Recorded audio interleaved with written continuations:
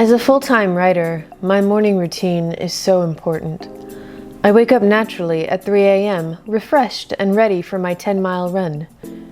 After an hour of meditation, and another hour of yoga, and another hour of journaling, and another hour of staring at my vision board and saying my daily affirmations and setting my intentions for the day, it's only 5 a.m. somehow, and I sit down to write at my spacious writing desk that is miraculously uncluttered, because as a minimalist writer with a minimalist aesthetic, all I need to write is my mind and a MacBook Air. 1 hour later, I've completed my 20,000 words for the day, and I head to the kitchen victorious to make a celebratory green smoothie for breakfast. Millionaire morning routines are, in my opinion, the most unintentionally hilarious content on YouTube. If you don't know what I'm talking about, when you finish watching this video, please just go up to the search and type in Millionaire Morning and just brace yourself.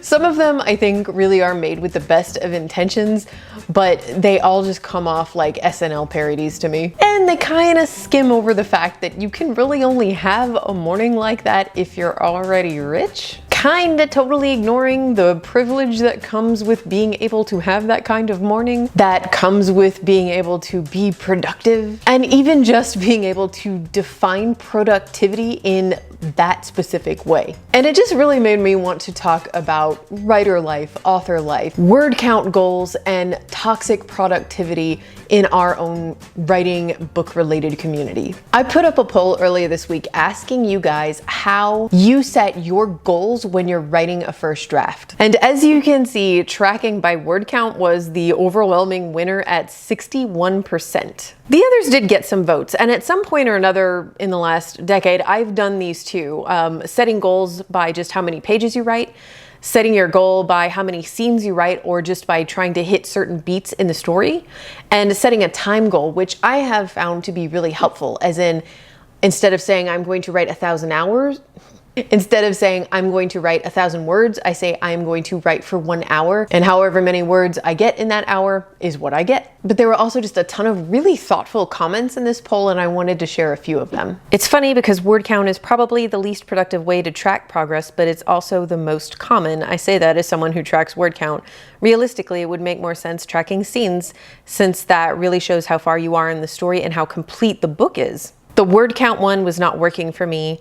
I'm super slow and got frustrated after every drafting session with the number. Started with the timing method. I just set the time and sit. I feel much more satisfied with my progress. I write as much as I can. Zero draft, I'm focusing on how many pages I write, same when I transcribe. But for the grand scheme of things, I track or note real progress by chapters. A combination depending on the book and my season of life. Word count is excellent to beat perfectionism and fear of an empty page. It's also fun to track and a good kick in the butt when I'm merely procrastinating. But high word count goals put me under pressure and make me write crap. And why should I do this to myself? And by the amount of Cheetos consumed.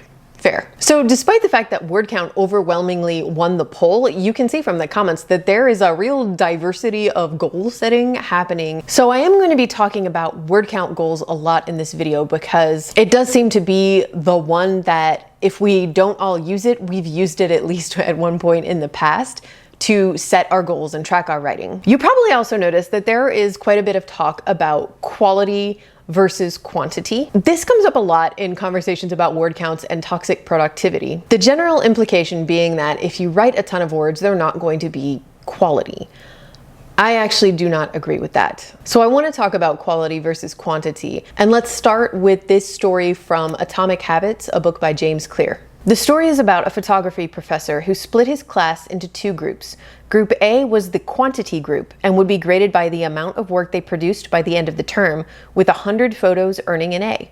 Group B was the quality group, and they had to turn in only one photo, but to earn an A, it had to be close to perfect. At the end of the term, the professor was surprised to find that all the best photos were produced by the quantity group. During the semester, the students were busy taking photos, experimenting with composition and lighting, testing out various methods in the darkroom, and learning from their mistakes. In the process of creating hundreds of photos, they honed their skills. Meanwhile, the quality group sat around speculating about perfection. In the end, they had little to show for their efforts other than unverified theories and one mediocre photo. If you want to be good at the thing, you have to practice the thing. You have to put paint on the canvas. You have to pick up the instrument and play it. Study is good. Study is great, but at some point you just have to do it. And that requires accepting the fact that your writing, your art, your music, your photos aren't going to be very good. So that's why, especially when I'm working with newer writers, and especially when it's writers who want to write a book for the first time, I encourage them to focus more on quantity. Write a lot. And I always add this, a lot is relative. Only you can define a lot for you. Because that, more than anything else, more than reading craft books, more than watching videos like this one, that is how you are going to make your way towards quality. You achieve quality through quantity. I feel like that's really important, so I'm going to say it again. You achieve quality through quantity. Because quantity, especially in the beginning, it's just practice. And that's why it really bothers me that we have this versus thing going on here. Quality versus quantity. That's not how it works. They aren't rivals. The reality is we need them both. We need quality. Obviously, we want our writing to be good. Quality is the goal, but quantity is a goal too, because books, novels are made up of quantifiable words, tens of thousands of words, and at some point you gotta write them. The very first book I ever wrote, never published, didn't get me a literary agent. It was not a very good book. It was not published, and that was a good decision all around. It was not quality, but it did give me 80,000 words and then some to practice and to get better. And because I wrote that book, my second book was a whole lot better. It's gonna be different for everyone. Some writers do have their very, very first novels published, and they're good books.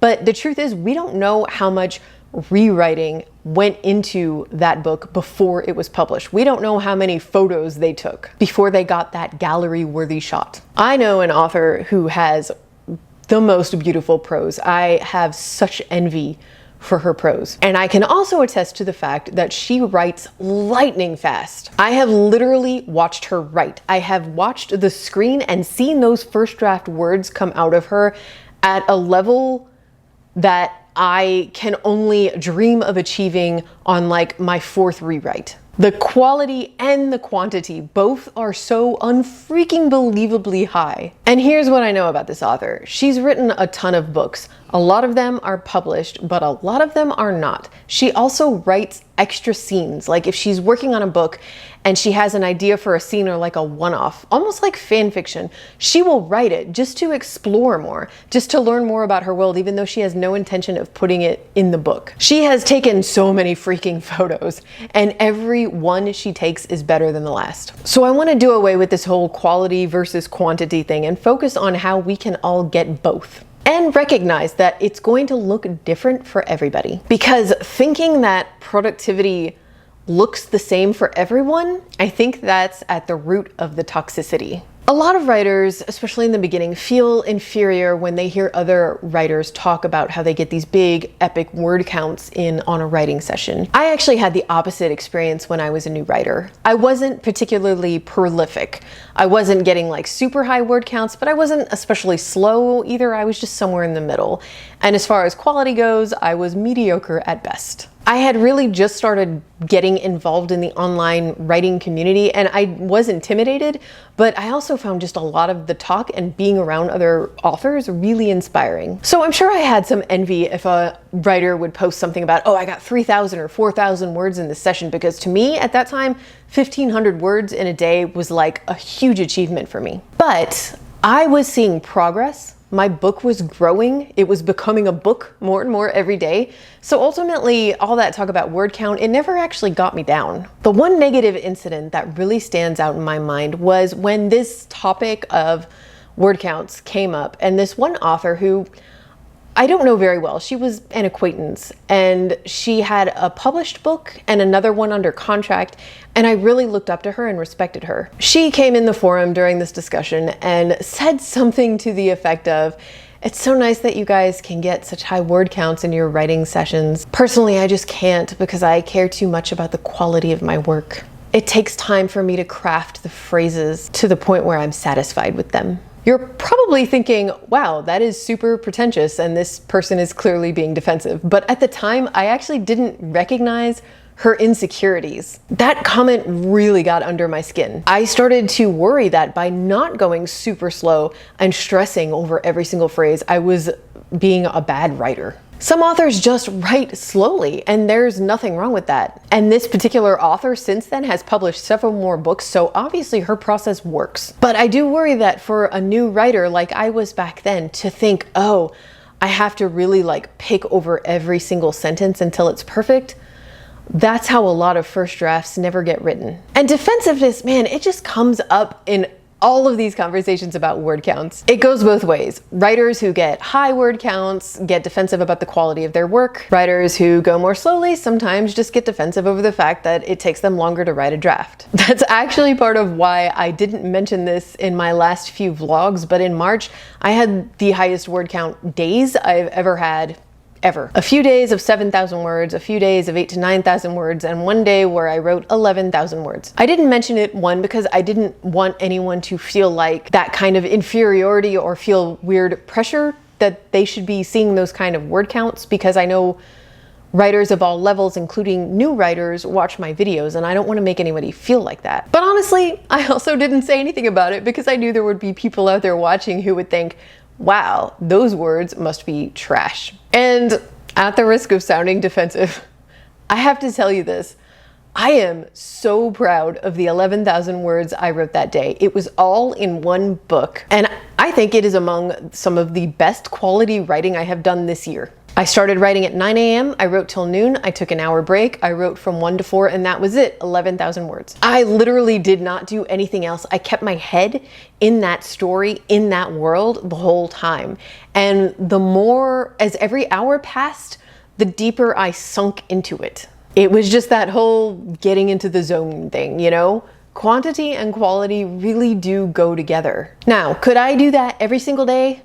No.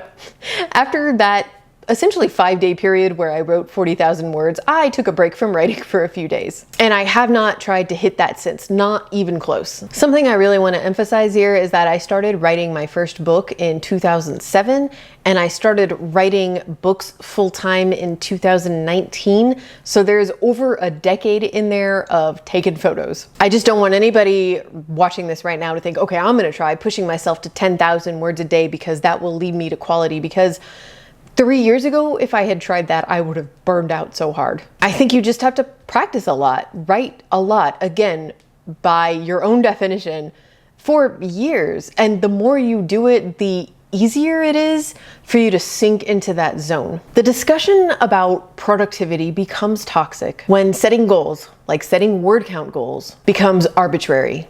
9,000 words, 11,000 words, 20,000 words. And the one single most important goal, the one that we all start out with, which is to tell a story that we're passionate about and we want to share it, that gets reduced to another thing to check off the to-do list. The productivity idea kills our passion. Being writers, being authors, sometimes we want to take part in social media and online writing communities, and sometimes we just feel pressure to take part in them. But all of this content, it simultaneously gives us access to advice about becoming more productive, while simultaneously splitting our focus and making it harder for us to concentrate on anything longer than 1 minute or 280 characters. And you know, we talk about word counts because it's just an easily quantifiable thing where we can track our progress and share it. And there's nothing wrong with that. But I think we all, definitely myself included, and it's something I am always constantly working on, should be not focusing so much on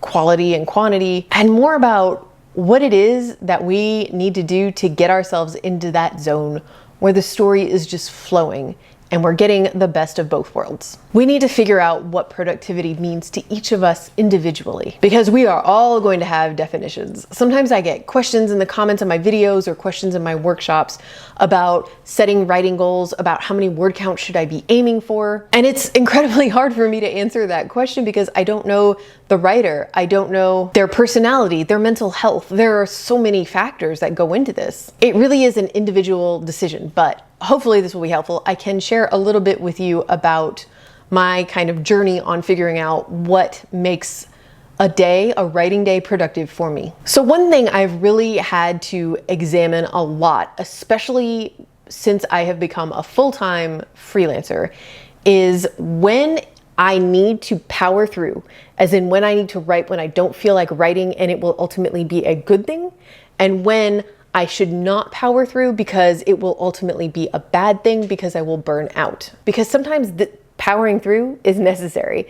If I never wrote unless I absolutely felt like writing, I would not be a full-time writer. I never ever would have made it to this point. So here's a specific example. 2 years ago, I moved back to Dallas from New York. And about a month after that move, my dog of 15 years died. I had had her my entire adult life and I was grieving. And I had, a week after her death, I had a deadline. Now, because the weeks leading up to this deadline included a cross-country move plus dealing with a dog who was suddenly very ill, and that led to a lot of vet visits and sleepless nights, I was already behind on this book. And as you can imagine, I did not feel like writing. I told my editor what I was going through and we discussed an extension. But the thing is, I wasn't the only person involved in this particular project, and any kind of significant extension, like a couple of weeks or even a month, it would have impacted a lot of people. It would have moved a lot of work around.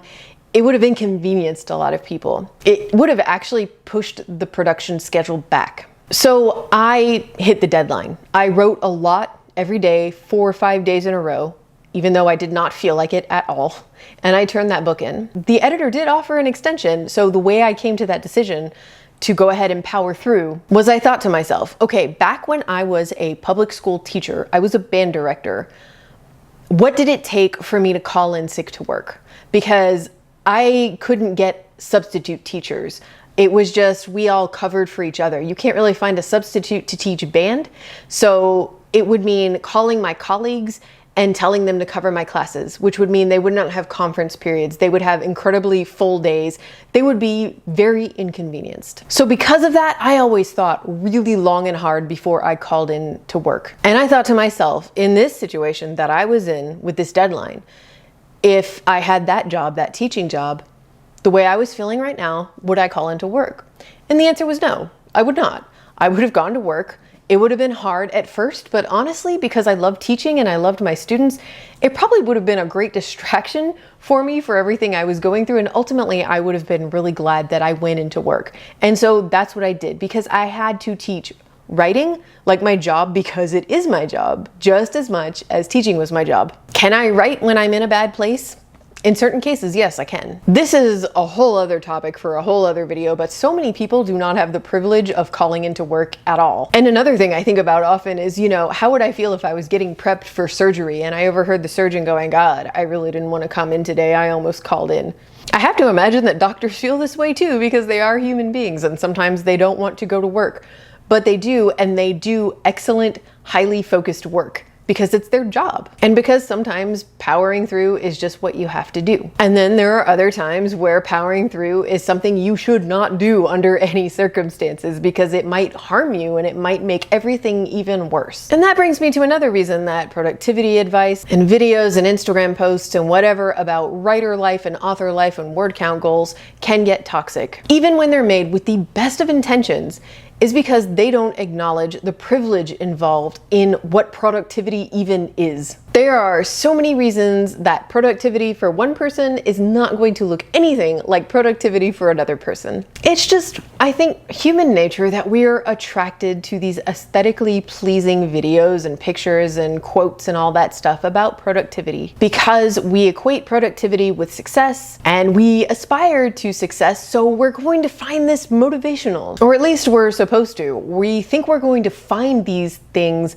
motivational and inspirational when we seek them out and consume them, but then we just end up feeling demoralized. We look at the pictures of the perfectly organized desks, or the planners that look like they should be hanging in the Met, or the writing on my laptop by the pool next to a palm tree, hashtag author life, whatever. I'm not saying all of these are completely fake. I mean, I have written by a pool before, even though it's not part of my weekly author life or monthly or annually. But my point is that kind of content is not actually a real snapshot of author life. It's just a carefully staged image that we're supposed to aspire to, even though it doesn't reflect reality at all. I think a lot of how this all came to be is because productivity can be and is very frequently monetized now, which is a whole other issue. I mean, look, this video is monetized. This video about productivity is monetized. I'm part of the problem. But it's true, consuming that content can make you feel inferior. It can make you feel like you can't be a writer, like you can't be an author, like you can't even write a book, because that's not what your productivity looks like. Because that person's productivity is literally unattainable for you. Because that person's productivity is unique to the privileges they have. Marcus Regius had a great video last week about writing and word counts and dealing with depression. I don't want to summarize it all here because I think it's really important to go watch that video, so I'm going to link it up here and also down below. But I found it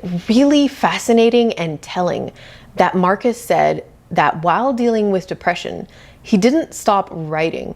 He stopped tracking his word counts. And that made all the difference. That gave him the ability to sit down and write. That actually, he said, helped him find a little bit of motivation. And I'm not paraphrasing Marcus here, I don't want to put words in his mouth, but what I took from that is that he took quantifying productivity out of the equation, and that's how he found success. He stopped measuring results and just wrote, just told stories. Productivity is vaguely defined as producing a significant result. Being able to find joy in writing and being able to find motivation to write while dealing with depression, that is hella productive.